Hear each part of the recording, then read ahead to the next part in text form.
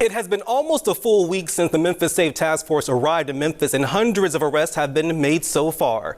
Good evening. Thank you for joining us. I'm Brian Dillick, filling in for Shay Arthur. This morning, U.S. Attorney General Pamela Bondi announced nearly 300 arrests have been made and more than 70 illegal weapons have been seized. WRG's Quemetra Wilborn begins our team coverage. Sunday morning, U.S. Attorney General Pamela Bondi announces on social media that 273 arrests have been made in just under a week by the Memphis Safe Task Force. She says 73 illegal guns have been seized. It's the latest update on the status of the federal task force. I mean, if they doing the right thing and getting the people they supposed to get, then yeah, I'm happy they're here. Since everybody know they're here, the people who, you know what I'm saying, the criminals gonna go hiding. The details of each arrest and the identities of the charged suspects have not been revealed. Bondi says the arrests consist of multiple gang members, including one wanted for murder.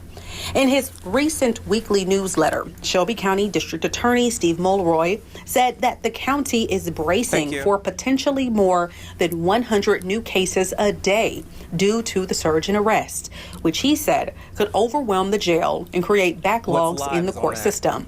He suggests that a night court may be the answer, but says immediate funding and support is needed. The presence of the task force has been seen across the city of Memphis, causing many people to have mixed feelings about the operation. I just think it's a big waste and it's scary. And again, if they want to address crime or anything like that, they need to address the root of the problem. And how is it a waste to get illegal guns and criminals that are committing crimes off the street? I don't know. I'm a C student. Maybe y'all can help me out. Getting the guard or the feds or anything like that, it's not going to do that. Others say they're doing their part to just stay clear of any trouble. I got paper tags on my truck, so I be driving somebody that's legit. Man, I'm a roofer, and I ain't gonna do nothing. I ain't doing nothing bad, but if they see my paper tag, that's my... Reporting for your news leader, Quemetra. So basically, what he's saying is, y'all gonna have to get y'all life together. Get your life together. I don't understand what the problem is. So when did it become problematic for people to do the right thing, not commit illegal crimes? And I don't care what nobody's saying. Y'all keep saying the root of it, you got to get to the... Listen, it's not the federal government's job to make sure that you get to the root of the problem. The one thing that I've been consistent on, and I'm going to say, 1,000 times over 1,000, and we can sit here and debate about the root of the problem and stuff like that all day long. But the one thing that I've been standing on 1,000 times over 1,000 is that the one thing that you do deserve in the United States of America as a taxpaying citizen is safe streets to be able to walk back and forth, get your children back and forth to school, and then be able to do whatever it is that you need to do or whatever you want to do when it comes to obeying the laws and doing things legally. Nobody should have to be living under duress just because you are in this city or you are in this city or you in that state. And frankly, I think it's great that they're removing illegal guns, illegal aliens, and people that are doing crime illegally off the street.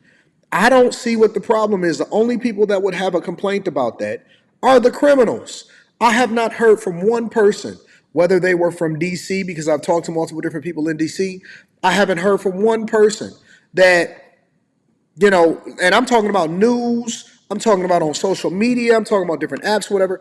I haven't heard of one person that has ever said, man, I'm mad that they here because I was doing everything that I was supposed to do, and now everything is messed up because they arrested me illegally. That's not happening. Now, because we've already known who the killers, the dealers, and the stealing people that's in the community, and we could have cleaned up our own community. Honestly, you don't even need the Trump administration except for illegal migrants. People, if they really wanted to solve for the problems in their community, you don't even need them. We can figure it out ourselves and police our own communities and get people up out of here by working with the police department. But our cultural norms say no snitching, no telling, even if you're a civilian and you ain't got nothing to do with the crime. You know who all of the people are that's doing all of the worst things in the community. But we don't do the things that's best for ourselves. But now, after a week, you got over 100 arrests. You got several dozens and dozens, almost 100 guns off the street. And people are still sitting here having a conversation about we don't need the National Guard or we don't need to leverage the full power of the government to keep our communities safe. I disagree with that. The Memphis Safe Task Force heading into week 2 of operations to end violent crime in Memphis and Shelby County. The Department of Justice says the task force made 321 arrests during week 1, including warrant pickups, gun charges, and even homicide. Action News 5's Michaela Redmond joining us live from downtown. Michaela, you spoke with the Republican Party of Shelby County about what the task force accomplished in week 1, right? Joy, that's correct. Luke Simbel, the vice chairman, tells me people can start to feel law and order being restored in Memphis, and the task force has done a great job so far. On the flip side, Indivisible Memphis held a peaceful rally tonight and says some residents are still scared. Flying into the second week of operations for the Memphis Safe Task Force, the Department of Justice says 321 arrests were made, including 99 warrant pickups, 82 arrested on U.S. ICE warrants, 41 arrested on gun charges, and 1 person arrested for homicide. There is a lot of positivity in the air because, again, what is happening is criminals are getting off the streets. The law-abiding citizens of Shelby County are taking back our community. It is exciting. Again, it is hopeful. People can feel law and order being restored. On the other hand, Indivisible Memphis held a peaceful rally Monday night, saying there is still a lot of fear surrounding the task force and National Guard presence. An organizer said the message is really centered on community resilience and the right to free speech, even under intimidation. Folks are showing up to remind the city that peaceful dissent isn't a threat. It's a cornerstone of democracy. I don't think anybody can argue with the idea that we should be getting criminals off the streets, and that's exactly what's happening. According to the City of Memphis Data Hub, citywide violent crimes are down over 45% compared to this time last year. It shows violent crimes were down by almost 100 incidents in September compared to August, with 711 violent crimes and 11 murders in August. In September, there were only 612 violent crimes, but 12 murders. Now, 6 days into October, the data shows 67 violent crimes so far and 1 murder. You may remember just a couple of weeks ago, District Attorney Steve Mulroy said we could see National Guard in high visibility locations like FedEx Forum. Ahead of the Grizzlies game tonight, we did drive around and we did not see a single National Guard member. For now, reporting live at FedEx Forum, Michaela Redmond, Action News 5. So essentially what we're experiencing is a lowering of crime, more guns off the street, people continuing to have a good time, businesses will be thriving. You'll probably see more investment in Memphis if they can keep this up. They're giving you the blueprint on how you need to make your city safe. The mayor is working with them. Other law enforcement is working with them. Crime is down significantly, and they are getting illegal migrants out of the city that's not supposed to be there. So, question, and this is just a general question: what is the problem? What exactly would the problem be as far as making sure that Memphis thrives and is safe, that it becomes the great American city that it always was supposed to be in the first place, and that people benefit from the full force of the government since they already paying their taxes anyway?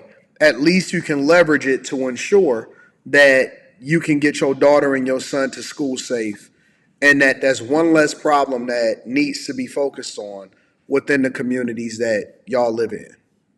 I would like to go to Memphis. I've been looking to go to Memphis for a long time, and every time I look to go to Memphis, everybody keeps telling me that I need to go over to Nashville again. Hey, go to Nashville again. Go to Nashville again. No, I want to check out Memphis, and I want to have a good time in Memphis. I heard that they had phenomenal barbecue, and it was a dope culture that I need to be tapped into, but I can't focus on going to Memphis because everybody keep telling me that it ain't safe to be in Memphis. Now that the Trump administration came in, and it looks like they are arresting people that's not supposed to be there and getting illegal guns off the street. Now, let's be very clear now. I want to be very clear. That don't mean that I'm going to be out here looking like a fool and just taking chances and all of that other stuff, right? You still want to keep your head on the swivel, But in a general sense, he's making Memphis safe, and I don't understand what the problem is. And the only people that would object to that is people that's used to toxic culture. Let me know what y'all think inside of the comments. Make sure you tap into the Patreon. Link is in the description. T-Chanley, 40% off your first order, 20% off for life. I love y'all. Appreciate you. I'm going to stay on top of this.